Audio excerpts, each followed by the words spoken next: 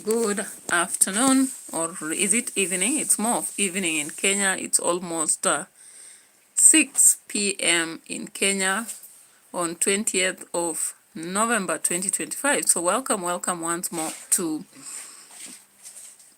our own Live Saga TV, and let's go after it. Of course, we are talking about the current events. Today, the president was addressing the nation on the state of affairs. But then Kenyans are very quick. They had already done the analysis, and before that they had ushered in a lot of people from different places.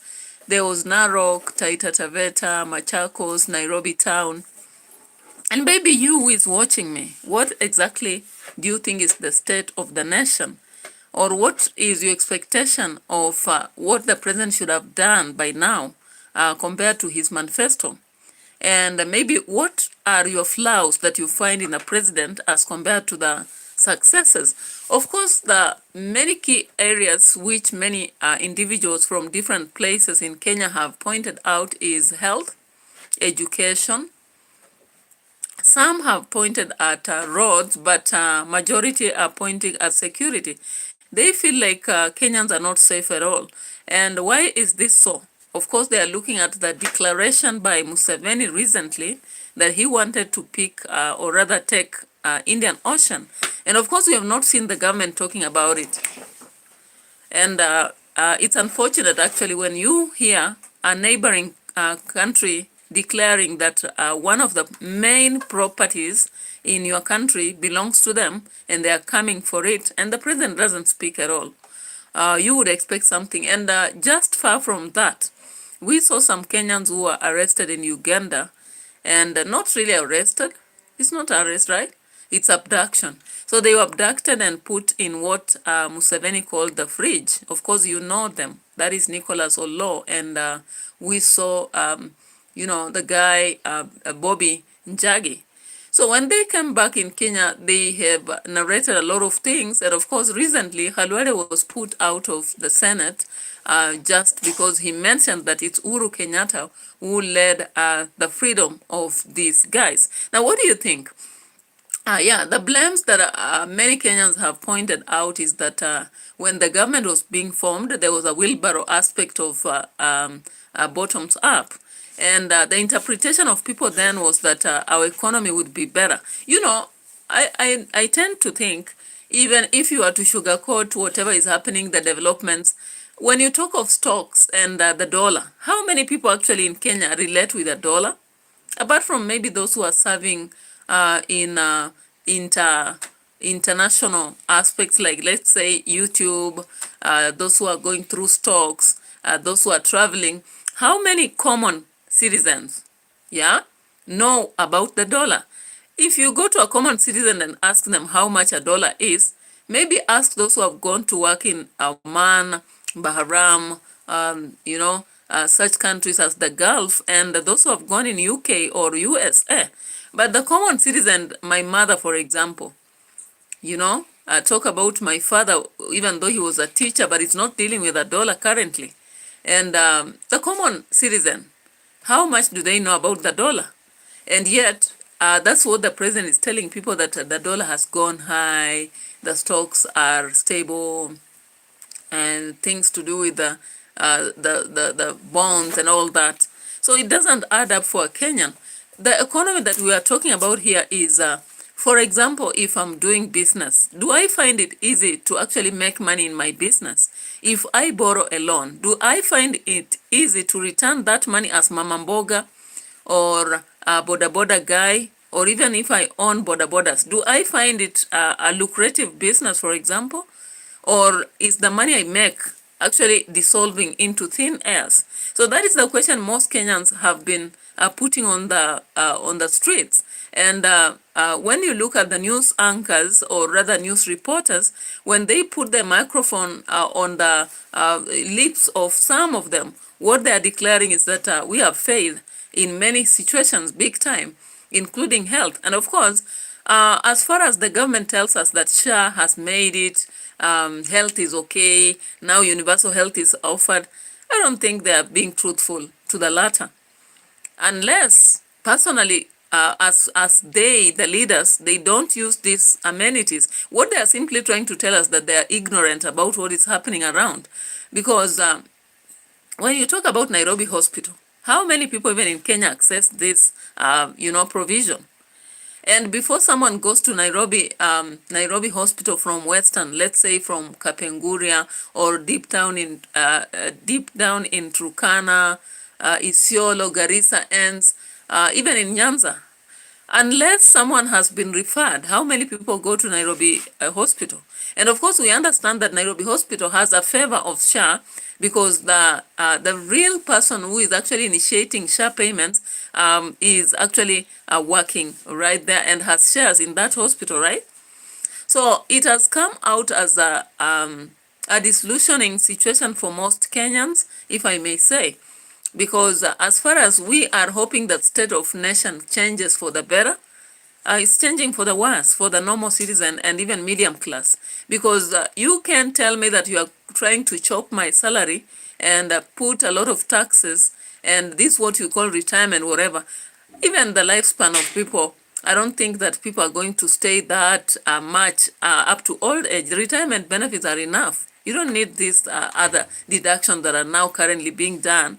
Because I would say, in the mindset of me, the middle class, you would rather make me live well now so that I can live long. But if you're waiting until I'm aged for you to provide me money, for what? For me to manage diseases, like long-term diseases, look at many old people. They have diabetes, they have blood sugar. Blood sugar, of course, is diabetes. But we have two varieties. We have insipidus and the other diabetes mellitus, all right? So those two varieties, and away from that, we are having a lot of heart diseases. Of course, there are variety again. We have cancer, which is becoming very common.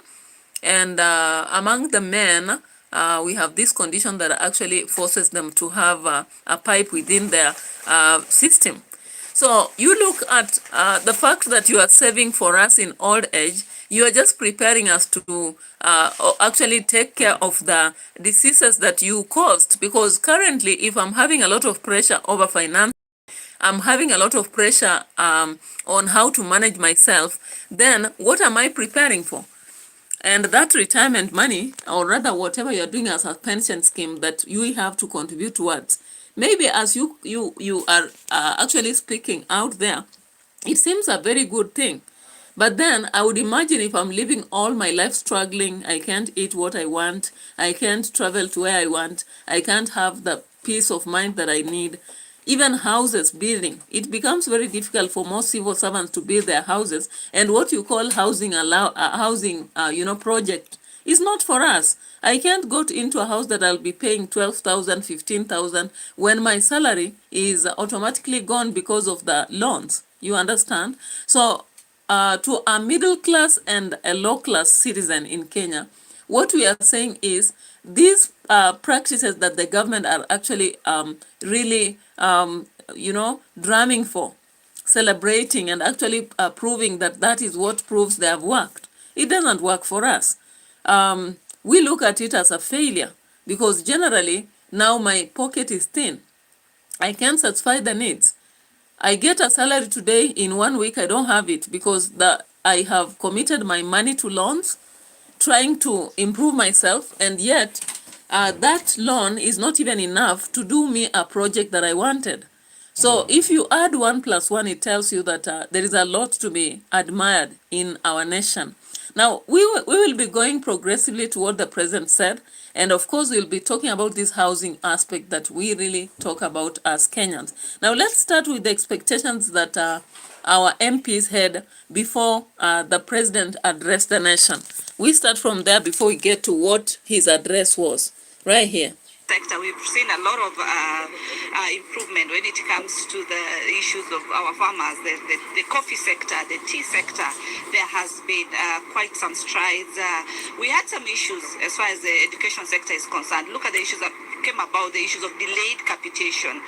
And when we dug down as Parliament, the ministry explained and said that there were some ghost schools. And we've also voiced that the people who have been used to do corruption in these sectors to book. We saw the Minister for Health, Honorable Duale, bringing to book the people who have been there trying to do unscrupulous, yes, the fraud claims. And we've seen, at least as far as matters corruption are concerned, they have been worked on. Could not be 100%, but there has been some strides. There have been some steps that have been really, really achieved. All right, guys. So when you listen to that MP, I can automatically, without blinking, tell you that that should be an a Kenya Kwanza MP, possibly, or rather maybe what they call the broad-based and the ODM. But if there is a very critical person looking at what has happened, you cannot say that issues in education have been solved. Seriously? Like MP? When we have seen already teachers who are interns are crying because they were expecting to be confirmed, yet the president has said 2 years later. You understand that? Now, when it comes to the aspect where she's saying that they have really tried in matters to do with the capitation, how have they solved that? The only solution they have offered is to cut down capitation so that next year, parents will carry the burden of paying fee. The deduction of 22,000 to 11,000 in day schools, and the limitation of boarding schools up to 54,445 as the minimum pay. When you look at those matters, you don't see any solution right in education. And I'm so sure next year we are going to see an outcry with so many parents remaining with their children at home.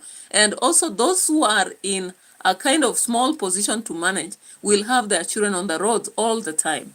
Be assured of that.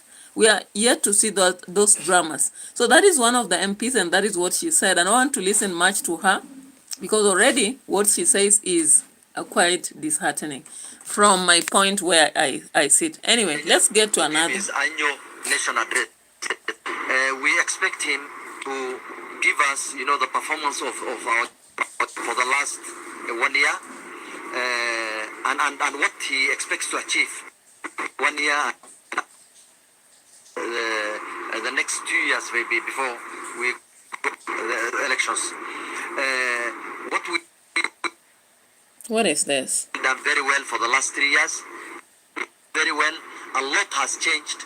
A lot of development has really happened in our country, especially in the road sector, the water sector, the health sector.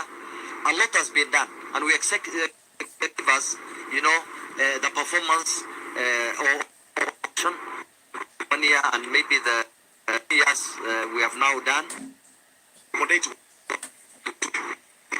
Yes, we continue to see roads being built in various places of the country, for which we thank the government.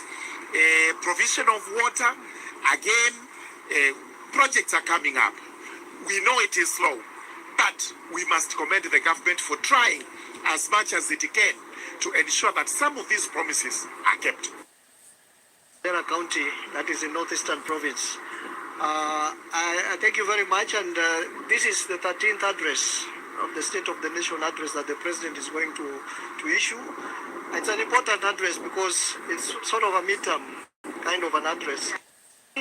If you're still typing your all right. you're leaving performance on the table. So of course somebody said, 100 times a day, but typing detailed context. how I wish they were actually asking people like Sifuna, they were asking people like Babu here, they were asking people like Osoti, maybe Orengo, and others. Of course, some of them are senators, but when it comes to MPs, let me see.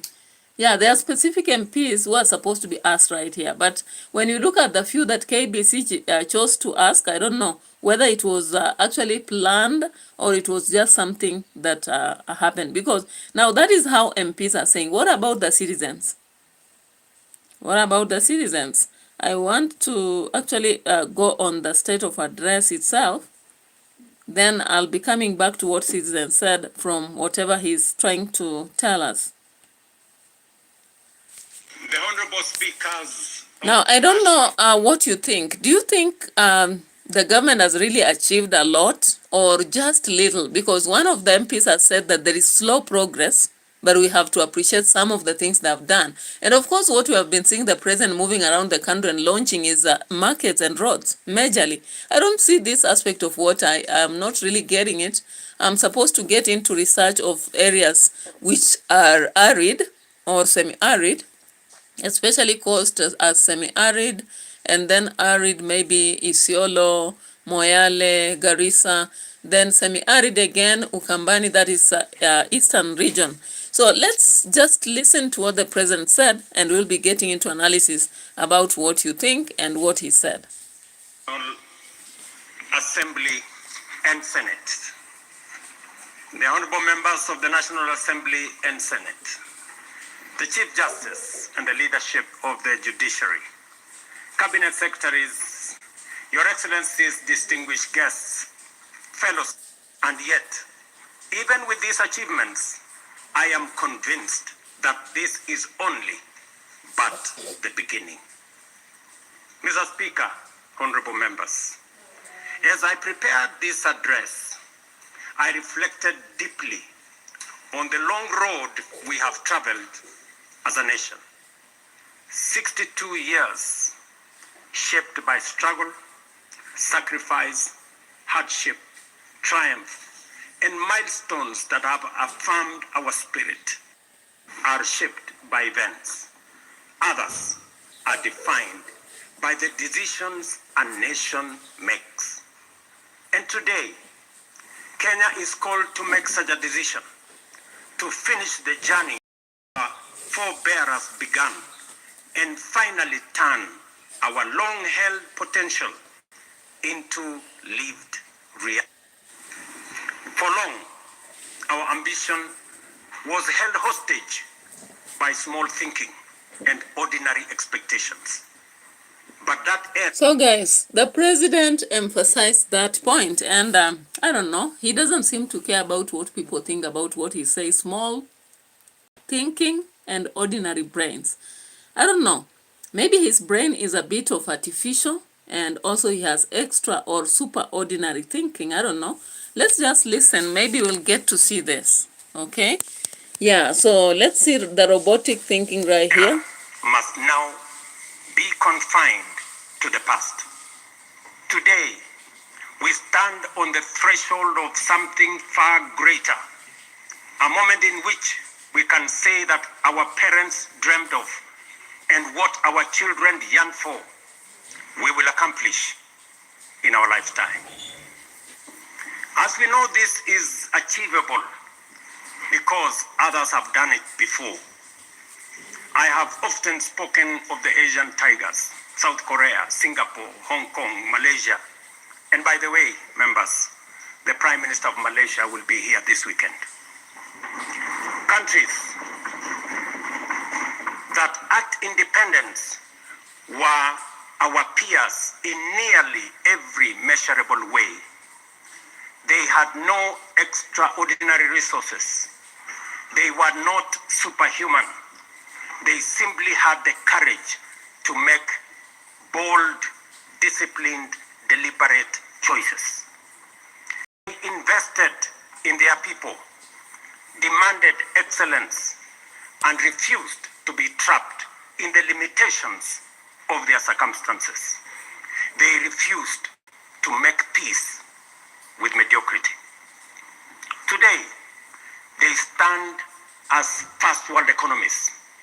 Now guys, if we look at the mediocrity happening in Kenya, of course we see the mediocrity surrounding Farouk Kibet, and we also see some mediocrity with Oscar Sudi, and even people like Murkomen. Because when you come to ministers, or rather leaders who can dress up in millions, walking around in millions, while citizens are suffering, that is mediocrity of the highest order, right? And I guess he doesn't remember that he also put on a jacket that is worth millions. You remember?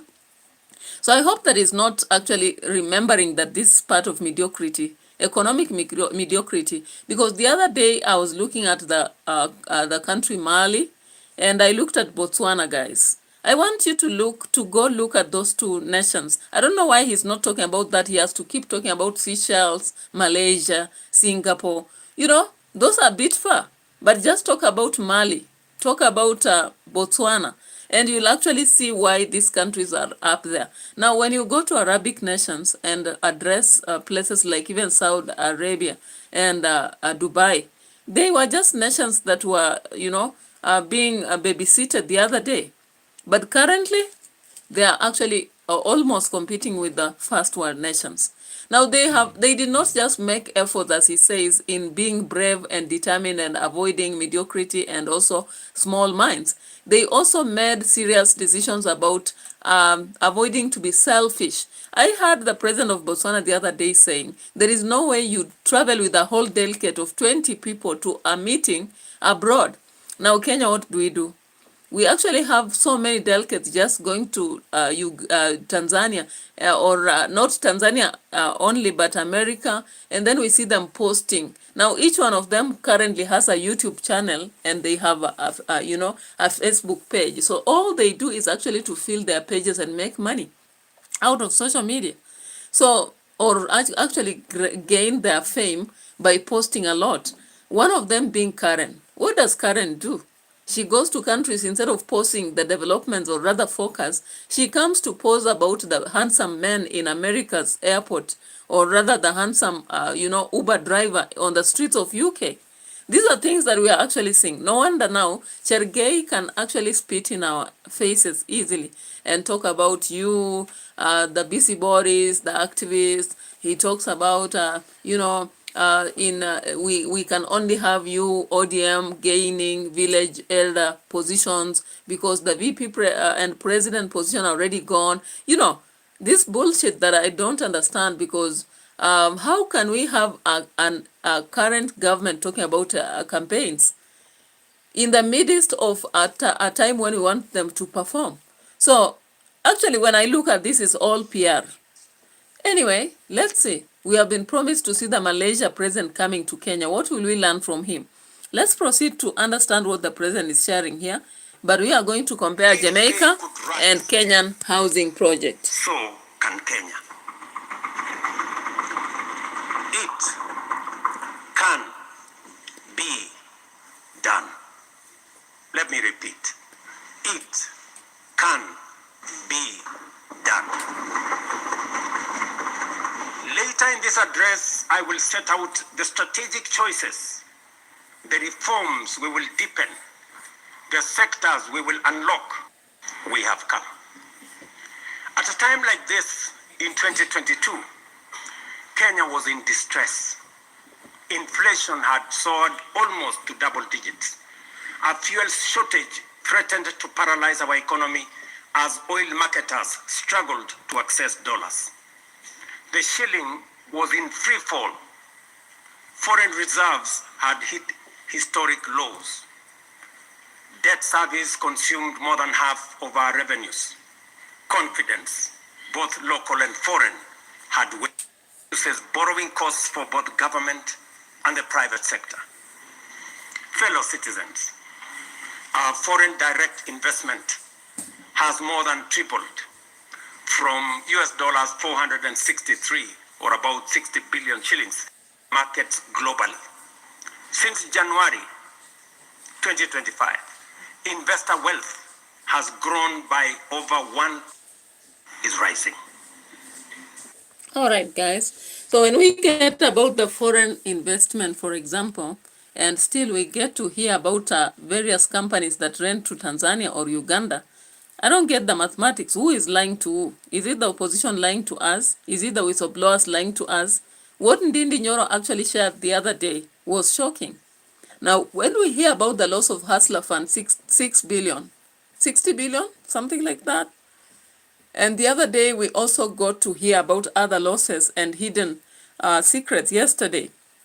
I'm so shocked because the president cannot mention that. I would wish that he would be open enough to tell us the losses and the gains. But he only chooses to talk about the gains and also the strategies he's going to use. So it's promises, promises. Now, Kenya has baptized that promises of lies. I don't know whether you call it the same or you have a different name. You know, Kenyans are very, very creative people. Tomorrow we might have a different name on the streets. So let's get to finish what he says and now get to understand most of eternal pessimism, who criticize without responsibility and tear down without offering alternatives, will want you to believe that our economy is going in the wrong direction. But while everyone may speak their mind, and that is the beauty of our democracy, No one is entitled to manufacture self-serving falsehoods and traffic them as facts. And facts are exactly what I present here today: clear, verifiable, and indisputable. Mr. Speaker. Okay, the president tells us what he is sharing is indisputable, verifiable, and approved. It's right. But then, what about us at the lower level, medium class or low class? Are we feeling it? Because if the economy goes up, I think everybody should feel it. Like you should at least have a smile on your face and feel like everything is happening right. But then when he calls the other one fabricated or manufactured, and yet whatever is proving as verified cannot be seen in our lives, that is now where we get to the most, and I don't know what to call it. Anyway, let's get to see the aspect of the housing, why the president really hammers a lot on the aspect of housing. And what is this housing, by the way? Up to now, I've tried to struggle and understand why we need housing. Maybe when I look at Jamaica, I get to try to understand it, but there are faults here and there. And of course, we do use research too. So it's not like we just wake up one day and begin talking about these things. Now, guys, just listen carefully. Of course, while many nations struggle to provide safe, affordable homes for citizens, there is a small Caribbean island, Jamaica, which has quietly cracked the formula. Now, Jamaica, famous for reggae and sprinting legends and tropical beaches, has also become a model in accessible, successful, affordable housing delivery. Now, they did not start yesterday like us, and they did not rush the taxation. Of course, the secret into National Housing Trust in Jamaica, I may have to talk about it, then I'll show you some pictures. In 1976, mark it, 1976, that was even before I was born, right? Jamaica made a bold move. It created National Housing Trust, a government body designed to fund home construction without relying heavily on external lenders. Now, every working Jamaican contributes a small percentage of their salary. Employers also contribute, right? So this creates a steady, predictable pool of money solely for housing. Now, the funds are ring-fenced, legally protected for housing use only. This means that Jamaica didn't just begin overnight, and they don't beg international banks for housing loans. Instead, people fund them. Now, what is happening in Kenya? Of course, we are also trying to do that. But unfortunately, we are still borrowing big time. China, US, UK, and all those loans are on our backs. So regardless of us actually having our salaries deducted, we again have the burden of paying money borrowed from these nations, unfortunately. So how does the fund in Jamaica work? Of course, what happens is that they use their funds to invest in affordable homes, mortgages at low interest rates, land acquisition, infrastructure, which is roads, water, and electricity, among other community facilities. The funding model is very simple in Jamaica, reliable and self-sustainable. Okay, what is the consistency in this process? Of course, time lapses on housing construction. Unlike many countries where projects start fanfare and die halfway, Jamaica's NHT has steady cash flow. That means, what does that mean? Homes are completed on time. Large waiting lists are processed regularly. Contractors are paid without delays, and new projects are launched every year. Are we ready for that? I hope so, Mr. President. Now, housing for every income level. We have this different protection that is not happening actually in Kenya. As far as we hear that we have houses coming up, these houses, when you ask about the rent in Kenya, it's a bit high. So even myself as a civil servant wouldn't go to those houses. I would opt for an option. Now, one secret in Jamaica's success in NHT bills for all income groups, not just low-income earners. Now in Kenya, the narrative is we are saving the low earners and all the civil servants, regardless of getting low salaries and also having put a lot of our money in loans so that we benefit, at least we do some projects for ourselves or even pay fees. You know, Jamaica has 3 tiers, guys. So it has low-income houses, middle-income houses, and market units, market rate units, okay? So the higher tier homes help subsidize the lower tier. And this cross-subsidization keeps the system financially healthy. Is that what Kenya is doing? I don't think so. So what has Jamaica actually achieved? Now, tens of thousands of units have been built in Jamaica and delivered. And one of the most stable housing finance constitutions in the Caribbean is now in Jamaica, a mortgage system that is accessible to ordinary citizens, major reductions in homelessness in key cities, and entire new communities built from scratch. Why did it work? Of course it worked because the Jamaican formula is a bit dedicated, because with the NHT, as I've explained, it's a continuous stream of money, right? Not just promises. And now there are low interest loans workers could actually afford to pay. Do we have that in Kenya? I doubt. You just have to go to the bank and take a loan. At the same time, you are giving money or tax towards housing. There's no such plan, all right? Minimal reliance on foreign leaders and lenders. So they don't rely on foreign lenders. In Kenya, what are we doing? We are still relying on China and many other nations. We are borrowing. The other time I heard we borrowed again. And I was like, what's happening? I thought we are relieving ourselves from that. Now, the process also became very transparent in Jamaica, and there was cross-subsidization, with high-income buyers helping to reduce costs for the poor. Now, I want us to look at the Jamaican most modern housing schemes. I'll just flick up a picture so that you see this.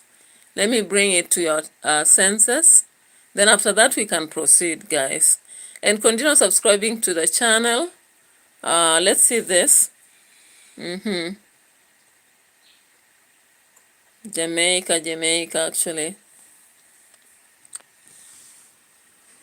I hope that VAT will not break.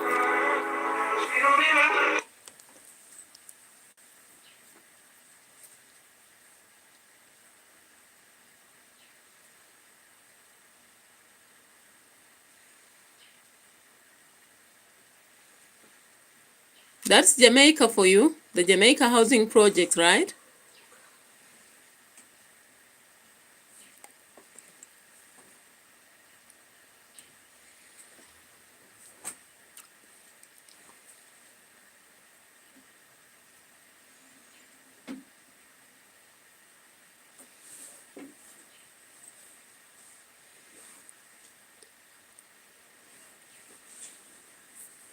Now, when you look at those houses, they are quite different. Actually, you can own a house completely.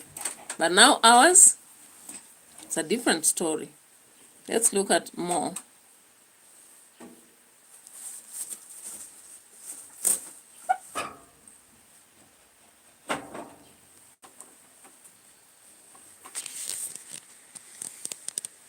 That's Jamaica for you again. Very beautiful, right? And the units are not struck together like ours, which are storage houses. Of course, this one takes a lot of space. But now that they have decided to buy so much land all over the places, I don't know. Okay, so I want us to compare this to Kenya, but before that, I want us to talk about the housing aspect in Kenya.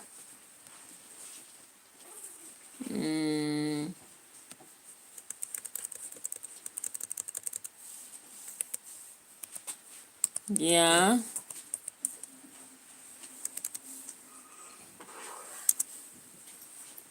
Yeah, we'll be seeing that in different places, okay? The affordable houses in every town, they say. So, meanwhile, let's talk about something here. Yeah, so actually,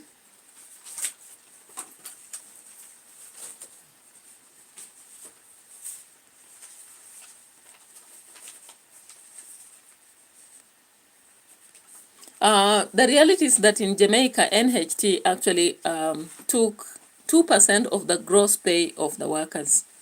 The employer contribution was 3%. And self-employed people also had to contribute. Is that happening in Kenya? Hardly. I don't think so. Now, the contributions were remitted through tax administration and benefits. Contributors can access low interest loans. Do we have low loans because we are paying this? That is my question. Is my loan a bit lower in terms of interest because I'm contributing towards the housing project in Kenya? That is a big question, Mr. President. I don't know whether he will answer that one day. Because if I'm contributing towards a loan for the government, then if I take a loan in a bank, my interest should be low. Or possibly that kitty should have loans, and those loans should be cheaper for me because I'm helping other people to have homes, right? That is something I've not understood, whether it's there. Now let's look at what is happening in Kenya. Now in Kenya, actually it was introduced recently. Maybe let's say 2 years ago, right? Now the mandatory 1.5 deduction of all salaried workers has happened when we have very high cost of living. You know the reason why we really hate this project? It came when our pockets are already thin, when we are struggling, we are suffocating economically. Then boom, they introduced this. It even went to court. People challenged it, but it was introduced. And we thought that before it was introduced, at least salaries should be increased so that we don't feel the pinch. But they still did it all the same. So actually, the reason again why we hate this housing levy, no, not every contributor will automatically get a house. For me, currently, I'm in the rural. I want to build my own house.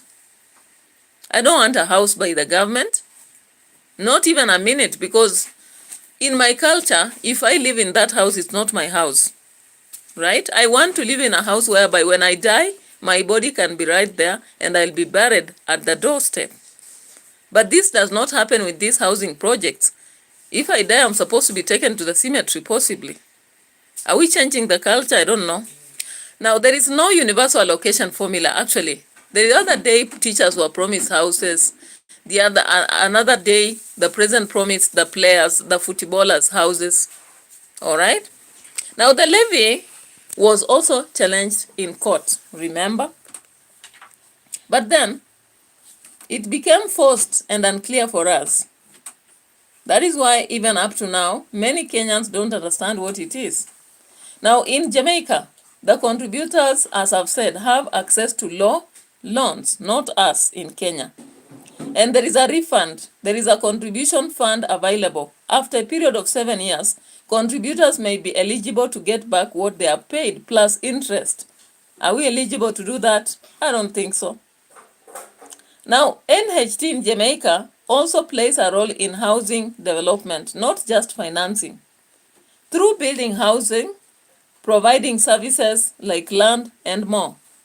Now, in 2023-2024 financial report of Jamaica, NHT showed various sources of income, including investment income, contributions, and continuing housing-related expenditure. Now, there is some risk though. NHT has committed to physical contributions to Jamaican government as part of broader economic. We are not so sure. But the pros in Jamaican model is that we have a predictable funding unlike ours. We have saving element there. 2% is not just a tax, it is partly a saving, and after 7 years, the citizens will get it back. There is low interest housing income, housing loans for those contributors. There is ring-fenced for housing. The fund is explicitly for housing-related purposes like loans, construction, rather than general government budget. There is also an inclusive design. Both former employees and self-employed can contribute and benefit. Are you getting? Now, in Kenya, what happens? Now, in Kenya, the levy does not guarantee a house. Eligibility depends on income. Allocation formula. and available units. Skepticism is all over the place. So many people don't believe they can get these houses because there are delays, there are scandals, and there are unequal distribution. In fact, some people feel that these houses are being given to people who can afford them and then benefit the government. Look at that. Now, the risk in Jamaica happens to be that there is non-remittance risk. Employers may delay or fail to remit contributions. And self-employed people, they may not have a consistent contribution. NHT must balance its role between being a financer and developer. So dependence on contributions is also a problem. But in Kenya we ask, why deduct my salary if I may never own the unit? That was the key question even in court. You are deducting my salary, I'm not interested, I'll never be interested, I've never asked I want a contribution. Because what is happening currently, like you find merry-go-rounds or these small groups that are coming up, we pair up like 10 people, we buy some piece of land, we can decide to develop that and build houses. And then each one of us owns one. If I want a house in Nairobi City, actually, I don't have to necessarily work through government. Anyway, so how does the affordable housing levy work in Kenya? Kenya passed an Affordable Housing Act in 2024 that introduced a levy of 1.5% on gross salary of each salaried employee. And the fund was targeted towards National Housing Development Fund, okay? The levy is matched by employers, by employee and employer contribution. The Affordable Housing Program is structured around different income bands: social housing, affordable, and affordable market housing. The government's plan includes PPP, that is public-private plan partnership, that will supply serviced land, infrastructure, and build homes. They have physical incentives such as stamp duty exemptions for first-time home buyers. Imagine, hey. Now, the houses themselves, you look at the cost, of course, they are in millions, and you are buying a unit up in air. You are not so sure about where you cannot have a gravesite and all that. Maybe the cemetery can do. You don't have a playing place for your kids, not a swimming pool for your kids. You get it? So, the pros of the Kenyan model, of course, when you look at it, there is a dedicated housing fund that has created a steady pool for housing, theoretically allowing large-scale affordable housing, right? There is matching by employers, increasing a pool and sharing burden. There is segmentation by income, whereby it allows the targeting to focus on social low-cost market, making housing more equitable. Incentivizing of private sector through the PPP of mobilizing private capital, reducing pure public burden. There is potential for job creation. Of course, we have seen a lot of Jua Kali and all that. However, there are a lot of challenges and criticism. One of these is high burden of salaried workers. Like, I'm telling you, if you're working in Kenya, it's like you are carrying a whole nation on your back. You have to carry health on your back. You have to carry houses on your back. You have to carry your own problems on your back.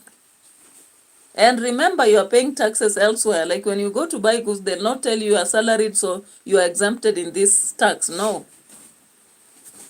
There is progressive concern, such as like there is a disproportionate effect on low middle income salaried workers. Okay, transparency is a problem, and trust. We have a lot of trust issues right here, because when we look at what is happening, we worry about the money being mismanaged. You can see a lot of money is being looted in Kenya.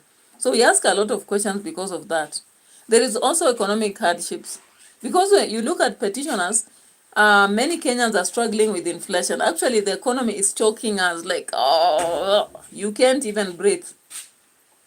We have a lot of problems. You cannot manage even eating a meal that you desire, living in a house you want, building a house you need, okay?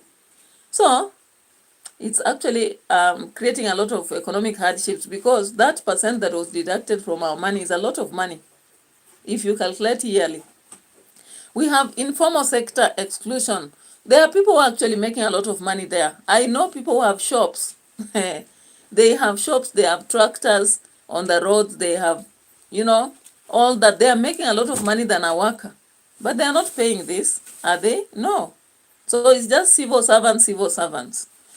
Now, there is also political skepticism. We have seen the levy as a political tool to actually just, create a picture that the government is working. And we have seen the president actually talking about that in every meeting he goes, you see. Now, there is also a constitutionality aspect, like there is a legal challenge in this. Civil society groups have gone to court to declare that as unconstitutional, but here it is going on. Then there is public opinion. When you look at many surveys, the strong majority Kenyans did not like it at all. Okay? They never liked it at all. So I don't know. I just don't know. So when you look at the narrative of Jamaica, housing was not politicized. It just became a national identity. No party tries to weaponize it at all. I listened to PNP and JLP. I never heard them talking about it. Now, Kenya, the levy has been really politicized. The opposition framed it a punishment tax.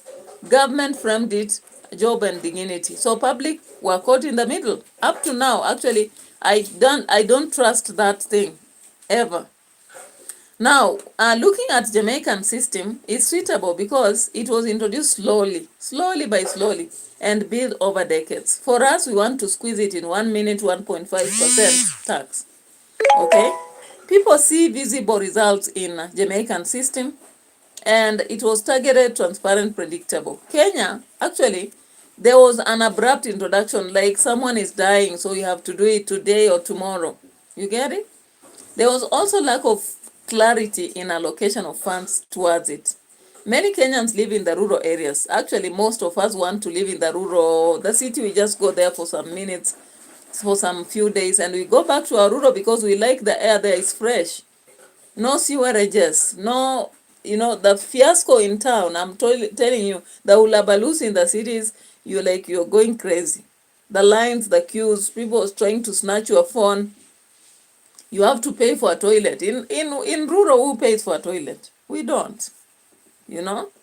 You have to struggle to get in a vehicle, and when you're going against with the jam, oh my God, you spend a lot of hours on the road. You may doze off, your phone goes, or your money. So it's a whole hulabaloo of things. Now, why pay for a house in Nairobi, for example, when I live in Kajiado, Busia, Migori, Kapenguria, Turkana? That is the question most Kenyans ask. And even when you come to a town near me and build a house, and I have land, have you really helped me? No. So people prefer to build their own houses. Like me, I wouldn't want to actually own a house where we stay so many of us on an apartment. I've already lived in rental houses, and I don't like the environment itself. You are struggling for resources. You don't have the freedom to do what you want. You don't live your life. So I don't want that kind of life where I'm paying rent forever. Okay, so why do Jamaicans actually see the model as suitable? You see, the payroll deductions model has worked for decades in Jamaica, okay? It has been institutionalized, predictable, and accepted. And I think even when they are actually considering your salary, they have to also consider that. In Kenya, it was introduced, but nobody had made us aware. So our salaries are still the same. But this is being deducted, so it means salary goes low. Because contributions are ring-fenced and tied to housing benefits, there is a clearer social contract. You pay into NHT, you eventually benefit through loan or refund, okay? Jamaica's former employment base for those contributing aligns with NHT system, and self-employed are also included through different mechanisms. That is not happening in Kenya. For the developing country, a contribution scheme like Jamaica may be more politically sustainable than financing everything through borrowing, because it doesn't rely exclusively on foreign debt. But Kenya's model has rationale. Kenya has very acute house deficit, especially in the urban. Yeah, when you look at Nairobi, maybe Mombasa, Nakuru, those places, Kisumu maybe. The government use of PPPs means it doesn't have to build everything alone, okay? Segmented housing approach is also flexible and can cater for different demographics. If well managed, Kenyan fund could be big enough to drive large-scale urban transformation. But why do we reject it again? I'm asking, why do we hate it? We hate it because there is trust deficit. Many Kenyans, we don't trust that collected funds will exactly do the affordable housing. Someone is receiving it. That's what we hear. There is corruption, misallocation, there is political favorism, like some people will be favored against others. There is economic strain also. Many Kenyans are straining. I'm telling you, if you're working in Kenya, it's like you are carrying the whole nation. I'm telling you. Like everything is pointed at you, health to you, housing to you, whatever to you. Now, informal sector have been excluded. Yet, those of you us who work, we know that those who are running the show are this informal section. Like people who sell vegetables to us daily, how much do they make? How much do you think a farmer who has planted in their own farm, sukuma wiki, kales, cowpeas and all those vegetables are making? They are making a lot of money, but they have been excluded. Even bodabodas, we have bodabodas who tell us they make a lot of money, guys. All right. So, even them themselves, if they were to benefit, will they? They won't. Legally, there were challenges on this.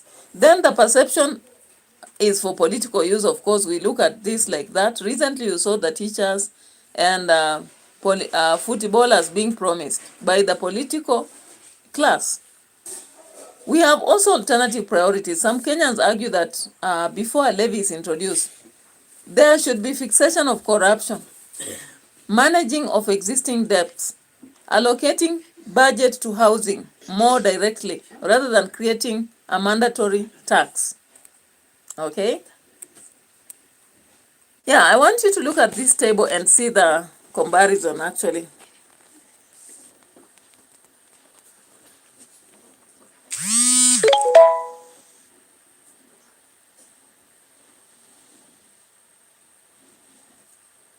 Are you seeing? When it comes to our funding, as Kenya, it was newly introduced. Jamaica introduced it in 1976. The nature of deduction accepted, seen on as a new tax. When you look at trust in our country, very low, Jamaica very high. When you look at transparency, ours is unclear and weak, Jamaica very strong. When you look at allocation not guaranteed in Kenya, in Jamaica it's guaranteed by contributors. You look at timing, ours was introduced during a time of political moment, and also there's things you have to look at here. Public support was broad, others high, divided. So actually, what we have to do as individuals, we have to talk about this forever and ever. Yeah, so